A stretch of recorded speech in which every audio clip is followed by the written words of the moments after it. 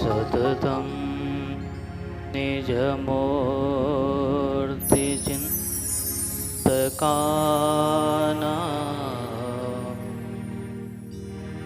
અધિક શ્વેત મનોહર પ્રકાશે રધિદર્શિતરમ્ય દિવ્યરૂપમ ભગવન્તં તમહં હરિ નમામિ ભગવન ત્વં તમહં હરિ નમામિ. ઈષ્ટદેવ ભગવાન શ્રી સ્વામિનારાયણ, દ્વિજ મંદિરમાં બિરાજમાન શ્રી લક્ષ્મીનારાયણ દેવ, શ્રી હરિકૃષ્ણ મહારાજ, તમામ સૌ દેવતાઓ, શ્રી સ્વામિનારાયણ મંદિર વડતાલ આયોજિત ચૈત્રી સમયાંતર્ગત શ્રી હરિની સ્મૃતિ કથા, એના વક્તા પરમ પૂજ્ય શાસ્ત્રી સ્વામી પ્રિયદર્શનદાસજી સ્વામી, મંદિરના આયોજક વડતાલ મંદિરના ચેરમેન પરમ પૂજ્ય દેવસ્વામી, મુખ્ય કોઠારી ડૉક્ટર સંત સ્વામી એવં આ મહોત્સવના યજમાન પરમ પૂજ્ય વિશ્વપ્રકાશદાસજી સ્વામી, સભામાં ઉપસ્થિત વડીલ સૌ સંતો એવં ભગવાન શ્રી હરિએ આજ્ઞાથી પધારેલા તમામ ભાવિ ભક્તોને મારા ભાવથી જય શ્રી સ્વામિનારાયણ. ભગવાન સ્વામિનારાયણની આપણા ઉપર બહુ મોટી કૃપા છે કે ભગવાને આપણને સહેજે સહેજે આવી સરસ મજાની ભગવાનની દિવ્ય ચરિત્રની કથાનું અવસર પ્રાપ્ત કરાવ્યું.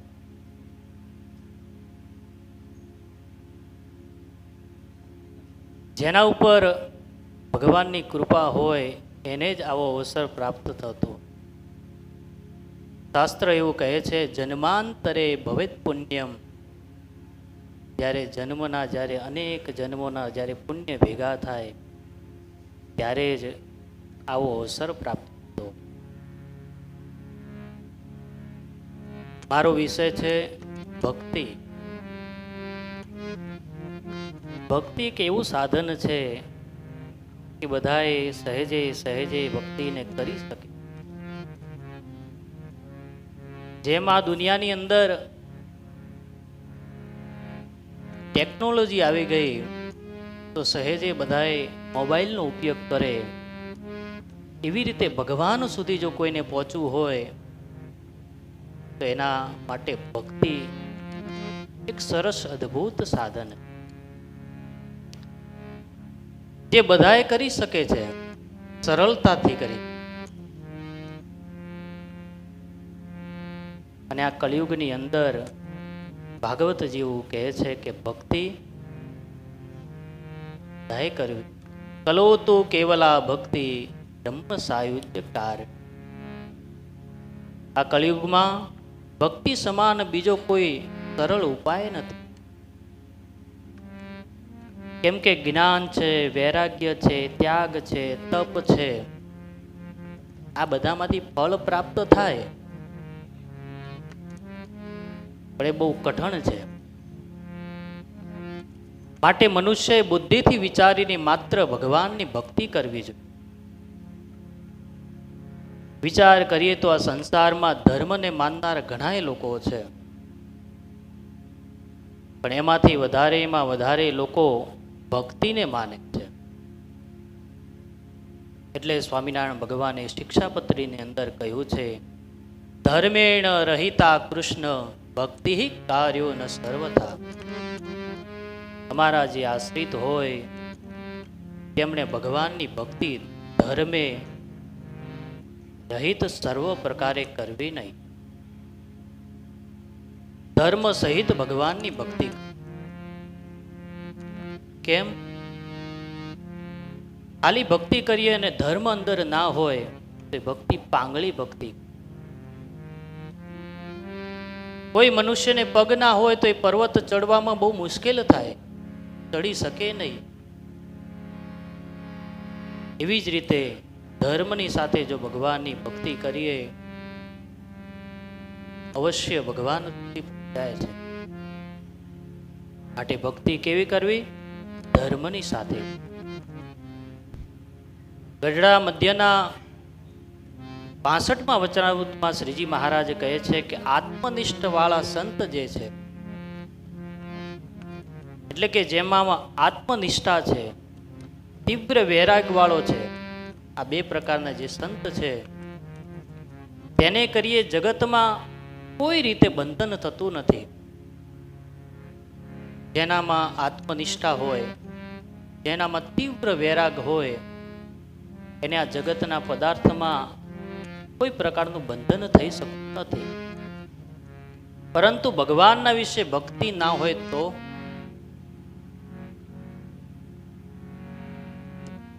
જેમ કે રસોઈની અંદર સરસ મજાના આપણે વ્યંજન બનાવ્યા હોય, સરસ મજાનું આપણે રીંગણનું શાક બનાવ્યું હોય અને એની અંદર જો મીઠું ના નાખીએ તો શાક કોઈ કામનું હોતું નથી. એવી જ રીતે મહાત્મ્ય છે તેવી જે ભગવાનની ભક્તિ તે જેને હોય તેના દોષ માત્ર ટળી જાય છે અને તેને જ્ઞાન, વૈરાગ્ય અને ધર્મ એ એના અંદર હોય નહીં ને તો એ ઓટોમેટિક એની અંદર આવે છે. સર્વ પ્રકારે એની અંદર આવીને રહે છે. માટે ભક્તિ સાધન બધાથી ઊંચું સાધન સ્વામિનારાયણ ભગવાને બતાવ્યું છે. ભાગવતજીની અંદર કહે છે, નારદજીએ કર્યું કે જેના હૃદયમાં ભક્તિ નિવાસ કરીને રહે છે તેવા ભક્ત સપનાની અંદર એને કોઈ દિવસ ભૂત, પ્રેત, ડાકીની, પિશાચ કોઈ આવીને હેરાન કરતું નથી. ક્યાં? સપનાની અંદર. તો જીવતા હોય, જ્યારે જાગતા હોય ત્યારે તો કોઈ ભૂત, પ્રેતિક આદિકો એને અંદર પ્રવેશ કરી જ ના શકે. કેમ? કે એના અંદર ભક્તિ છે. તપ કરો, વેદાભ્યાસ કરો, વ્રત કરો, પણ ભગવાન ભક્તિના તાંતડે બંધાઈ અને ભક્ત પાસે આવે છે. ભાગવતજીમાં કહે છે, સકલ ભુવન મધ્યે નિર્ધનાસ્તે પી ધન્યા નિવસતી હૃદયેશામ શ્રી હરિ ભક્તિ રેકા હરિરપી નિજ લોકમ સર્વથાતો વિહાય પ્રવિશતિ હૃદય તેષામ ભક્તિ સૂત્રોપનત્વ.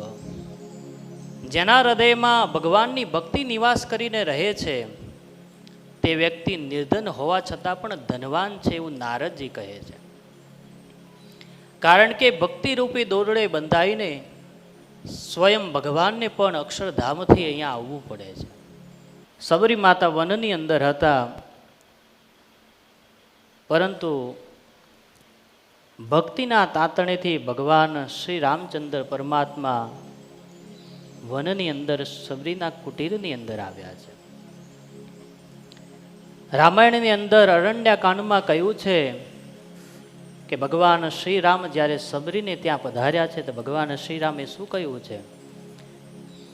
કહ રઘુપતિ સુનો ભાની બાતા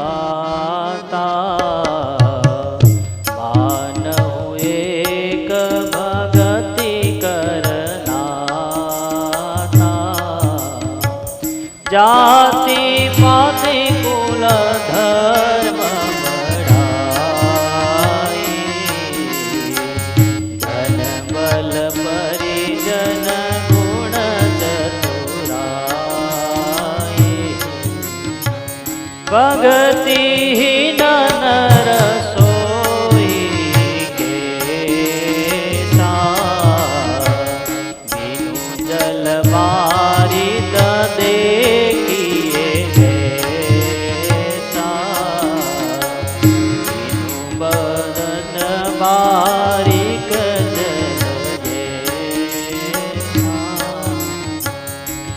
ભગવાન શ્રી રામ કહે છે સબરીને કે મારે તો ભક્તિથી જ સંબંધ છે. હું ઊંચ નીચ કુળને જાણતો નથી. કોનું કુળ ઊંચું છે, કોનું કુળ નીચું છે, હું જાણતો નથી.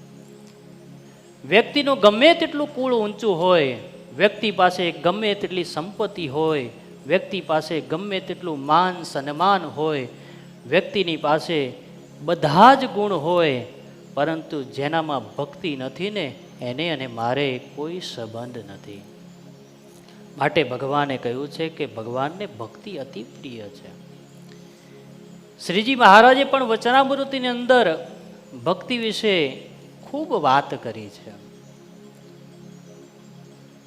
શ્રીજી મહારાજે એકવાર સાળંગપુરની અંદર 5મા વચનામૃતિની અંદર મુક્તાનંદ સ્વામીએ પ્રશ્ન પૂછ્યો કે વાસનાની નિવૃત્તિ, પંચ વિષયની અંદર જે વાસના રહેલી છે એની નિવૃત્તિ થવાનો એવો શો જબરો ઉપાય છે જે એક ઉપાય વિશે સર્વે સાધન આવી જાય. વાસનાની અંદર નિવૃત્તિ લેવી હોય તો એક સાધન કરવાથી બધાય ઉપાય આવી જાય એવો રસ્તો બતાવો. ત્યારે શ્રીજી મહારાજ બોલ્યા છે કે મહાત્મા સહિત ભગવાનની જે ભક્તિ કરે એ વાસલા ટાળ્યાનું મહા મોટું સાધન છે. મહાત્મા સહિત ભગવાનની ભક્તિ કરવી માટે ભક્તો આ દેહ કરીને ભગવાનનું ગમતું કરવું એથી બીજી વાત કોઈ નથી.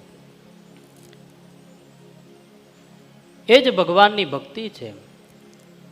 ગઢડા મધ્યના 52મા વચનામૃતમાં મહારાજ કહે શ્રદ્ધાએ સહિત ને ઈર્ષાએ રહિત જે ભગવાનની ભક્તિ કરે તે અમને અતિશય ગમે છે. શ્રદ્ધાથી કરવી, ઈર્ષાથી નહીં, કોઈને જોઈને નહીં, ખુદ પોતાએ ભગવાન માની ભગવાનની ભક્તિ કરવી. ગઢડા મધ્યના 10મા વચનામૃતમાં કહ્યું છે મહારાજે અનેક જન્મના જ્યારે શુભ સંસ્કાર ભેળા થાય ત્યારે તેને ગોપીઓના જેવી ભક્તિ પ્રાપ્ત થાય છે. માટે ભગવાનને અતિ પ્રિય ભક્તિ છે. હવે ભક્તિ કેવી રીતે કરવી? ભગવાનને ભક્તિ કેવી અતિ પ્રિય છે? તો ભાગવતજીની અંદર પ્રહલાદજી મહારાજે 9 પ્રકારની ભક્તિ બતાવે છે. પરંતુ આપણે જોઈએ કે 9 પ્રકારની સીડી ચડ્યા પછી એક 10મો દરવાજો પણ આવતો હશે, એની અંદર ભગવાન બેઠા છે એવું આપણે માનીએ છીએ. તો 9 પ્રકારની ભક્તિ અને 10મું વિરહ. જ્યારે ભગવાન પ્રત્યે આપણને વિરહ થાય ત્યારે જ ભગવાનના દર્શન થતા હોય. એટલે 9 પ્રકારની ભક્તિ કરવી. તો 9 પ્રકારની ભક્તિ કઈ કઈ છે? તો હિરણ્યકશ્યપે પોતાના પુત્રને પૂછ્યું છે ત્યારે પ્રહલાદજી કહે છે હે પિતાજી, શાસ્ત્રની અંદર મને એક શ્લોક અદ્ભુત લાગે છે એ હું તને સંભળાવું છું. તત્સાધુ મન્યે સુરવર્ય દેહિનાં સદા સમુદ્વેધિયામ સદ્ગ્રહ હિત્વાત્મપાતં ગૃહમંધકૂપમ વનમ ગતો યદરિમાશ્રયે. હે પિતાજી, આ સંસાર જે કંઈ દેખાય છે એક કૂવા જેવો છે ને આપણે આંધળા થઈને કૂવાની અંદર પડી રહ્યા છીએ. માટે આમાંથી બચવાની કોશિશ કરો. જેમ કોઈ વ્યક્તિનું મૃત્યુ થાય એની અસ્થિ લઈને લોકો નીકળતા હોય તેને જોતા આપણને એવું થાય કે એક દિવસ મારી પણ આ જ ગતિ થવાની છે. કારણ જે અસ્થિ ઉપર જઈ રહ્યો વ્યક્તિ એ સાથે પોતાની પત્નીને લઈ નથી જતો, સાથે પોતાનું ઘર લઈ નથી જતો, બધું જ મૂકી અને એકલો ચાલ્યો જાય છે. તો હે પિતાજી, આમાંથી આપણે વિચાર કરવા જેવો છે. વનમ ગતો, વનમાં જાઓ, ભગવાનની ભક્તિ કરો. ભગવાનના મંદિરમાં જાઓ, ભગવાન સામે ઉભા રહી માળા કરી ભગવાનની ભક્તિ કરો. સંતોના સાનિધ્યમાં જાઓ અને ભગવાનની ભક્તિ કરો. તો ભક્તિ કેવી રીતે કરવી? તો સ્વામિનારાયણ ભગવાને પણ આ નવદા ભક્તિનો ઉલ્લેખ ગઢડા પ્રથમના 40મા વચનામૃતમાં પણ કર્યો છે. પ્રહલાદજી કહે છે, શ્રવણમ કીર્તનમ વિષ્ણુ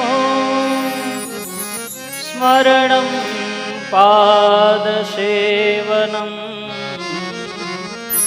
હર્ચનમ વંદનમ દાસ્યમ સખ્યમાત્મનિવેદનમ. 9 પ્રકારની ભક્તિ શાસ્ત્રની અંદર બતાવી છે. કઈ કઈ? તો પ્રથમ શ્રવણ ભક્તિ, જે તમે અને હું કરી રહ્યા છીએ. બીજા નંબરે કીર્તન ભક્તિ, ત્રીજા નંબરે સ્મરણ ભક્તિ, ચોથા નંબરે પાદ સેવા એટલે કે ભગવાનના ચરણની સેવા કરવી, પાંચમા નંબરે અર્ચન ભક્તિ, ભગવાનની પૂજા કરવી, ભગવાનની અર્ચના કરવી, છઠ્ઠા નંબરે વંદન ભક્તિ, ભગવાનને વંદન કરવા, દંડવત કરવા, સાતમા નંબરે દાસ્ય ભક્તિ, ભગવાનને દાસ ભાવે ભજવા, ભગવાનની સેવા કરવી, આઠમી ભક્તિ છે સખ્ય ભક્તિ, સુદામા જેવી ભગવાન સાથે મિત્રતા રાખવી, સખા ભાવ રાખવો. નવમા નંબરે આત્મ નિવેદન, ભગવાનને અર્પણ કરવું. શું? 5 કર્મ ઇન્દ્રિય, 5 જ્ઞાન ઇન્દ્રિય થકી જે પણ આપણે કાર્ય કરીએ છીએ ભગવાન લક્ષી કાર્ય કરવું, આ 9 પ્રકારની ભક્તિ કહી છે. એમાંથી આપણે એક ભક્તિ સાંભળીએ, શ્રવણ ભક્તિ. કારણ કે આ વડતાલની અંદર પૂજ્ય વક્તા મહોદય દ્વારા આપણે સરસ મજાની ભગવાનની કથા સાંભળી રહ્યા છે. તો કથા કેવી રીતે સાંભળવી? કથા સાંભળવાથી શું ફાયદો? તો પ્રથમ શ્રવણ ભક્તિ બતાવી છે. 9 પ્રકારની ભક્તિમાંથી પ્રથમ ભક્તિ છે શ્રવણ ભક્તિ. શ્રવણ ભક્તિ કેવી રીતે કરવી? તો તુલસીદાસજી મહારાજ કહે છે, જાને બીનુ ન હોય પ્રતીતિ, જાને બીનુ ના હોય પ્રતીતિ, બીનો પ્રતીતિ હોય નહીં પ્રીતિ, બીનો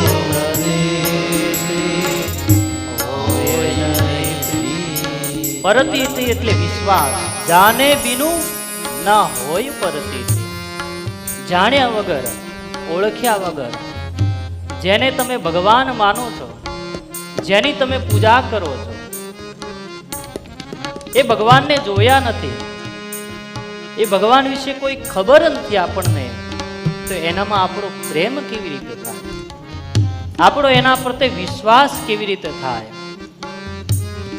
એના માટે તુલસીદાસજી મહારાજ કહે, જાને બીનુ ના હોય પ્રતીતિ, જાને બીનુ ના હોય પરતીતિ, બીનો પ્રતીતિ હોય નહીં પ્રીતિ, બીનો રતીતિ હોય નહીં પ્રીતિ, બીનું પરતીતિ હોય નહીં.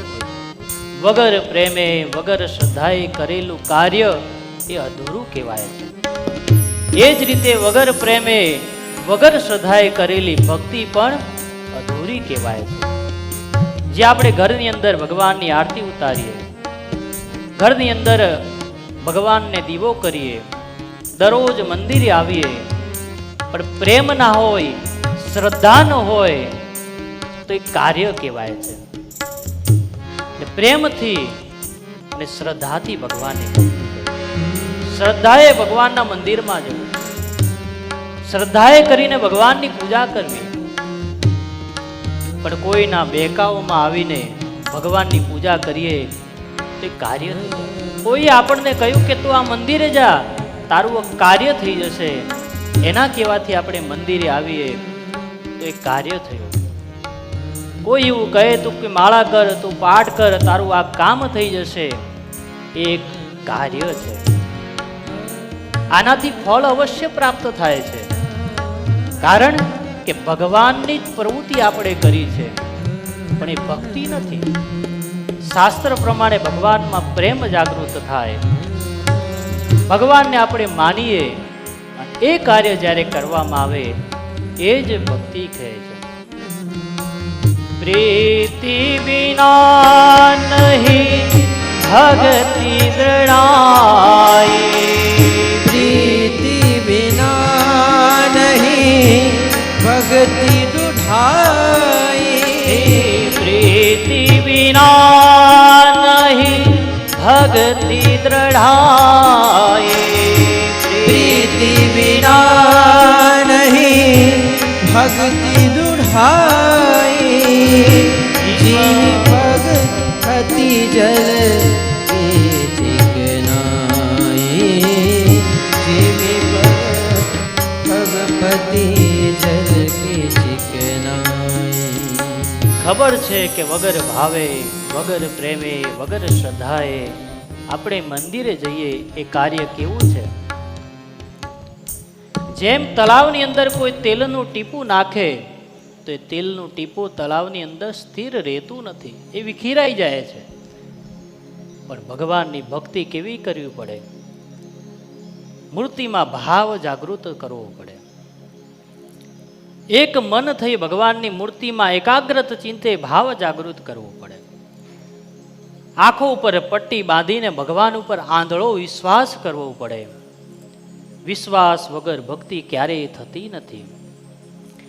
ભગવાન ભક્તિ ભગવાન કી બહોત બારીકી હૈ, શીશ સોપે બિના ભક્તિ નાહી, હોય અવધૂત સબ આશા તન કી તજે, જીવત મારે સો ભક્તિ પાઈ.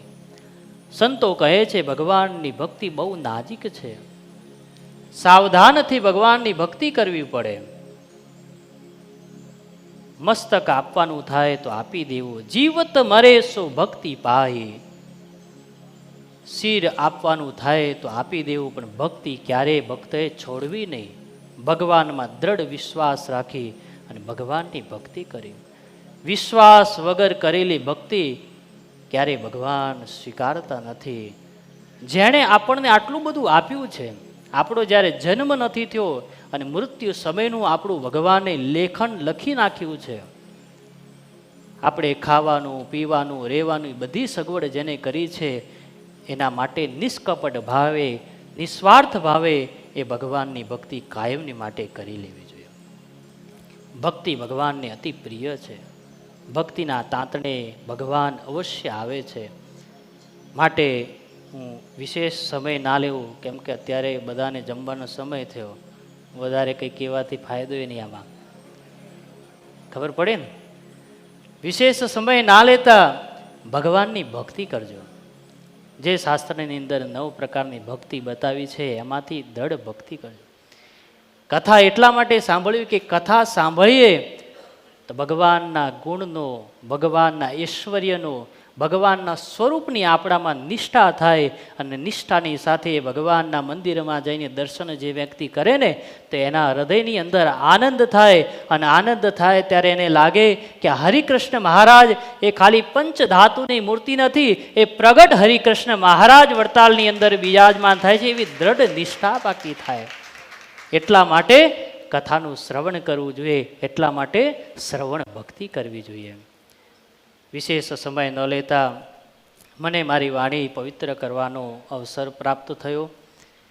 વડતાલ મેનેજિંગ બોર્ડ વતી એવં આ મહોત્સવના યજમાન પૂજ્ય વિશ્વપ્રકાશદાસજી સ્વામી, પ્રિય સ્વામી એવં અરુણ ભગત, તમામ સંત મંડળનો ખૂબ ખૂબ આભાર વ્યક્ત માનું છું. વિશેષ લક્ષ્મીનારાયણ દેવના ચરણમાં પ્રાર્થના કરીએ કે જેને જેને આ ઉત્સવની અંદર તન મન ધનથી જેણે સેવા કરી છે અને જે શ્રીજી મહારાજનો સમયો સમજી અને આ કથાનું શ્રવણ કરવા માટે આવ્યા છે, એ લક્ષ્મીનારાયણ દેવ હરિકૃષ્ણ મહારાજ એમના ઉપર ખૂબ કૃપા કરે, ખૂબ ભક્તિનું બળ આપે અને વિશેષ ને વિશેષ આવા કાયમ એના હાથે કાર્યો થતા રહે, એવી પ્રાર્થના સાથે મારા ગુરુ લક્ષ્મીનારાયણ દેવના પૂજારી બ્રહ્મચારી શ્રી હરિસ્વરૂપાનંદ વતીથી આપ સર્વોને ભાવથી જય શ્રી સ્વામિનારાયણ.